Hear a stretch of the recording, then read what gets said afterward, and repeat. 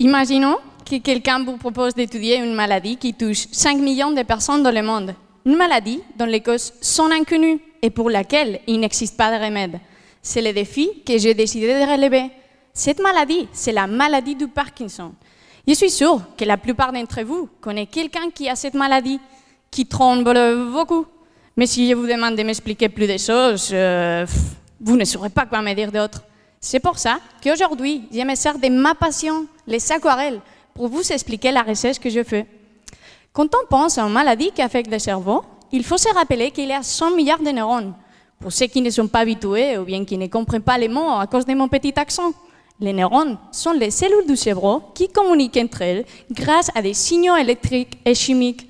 Mon travail, comme neuroscientifique, c'est de déchiffrer le langage utilisé par les neurones. On sait déjà que la cause de la maladie du Parkinson, c'est la perte de neurones qui fabrique une substance chimique qu'on appelle la dopamine et qui nous permet de contrôler nos mouvements. Cette mort neuronale se produit dans une petite région du cerveau, marquée noir sur l'aquarelle et qui s'appelle en plus la substance noire. Et maintenant que vous savez ça, vous allez me dire « Mais Lorena, c'est facile, il suffit de trouver un médicament pour remplacer la dopamine et voilà, c'est réglé. » Vous avez tout à fait raison. En plus, ça existe déjà. Le problème, c'est qu'après 10 ans de traitement avec ces médicaments, des effets secondaires appelés dyskinésie vont se développer chez quasiment tous les patients parkinsoniens. Et maintenant, imaginez-vous que vous voulez faire une aquarelle, mais que vos bras font des grands mouvements incontrôlés, comme ça. C'est ça les dyskinésies. Et comme vous le voyez, c'est pire que la maladie elle-même. Alors que vous serez d'accord avec moi qu'il faut trouver quelque chose pour stopper les dyskinésies, non?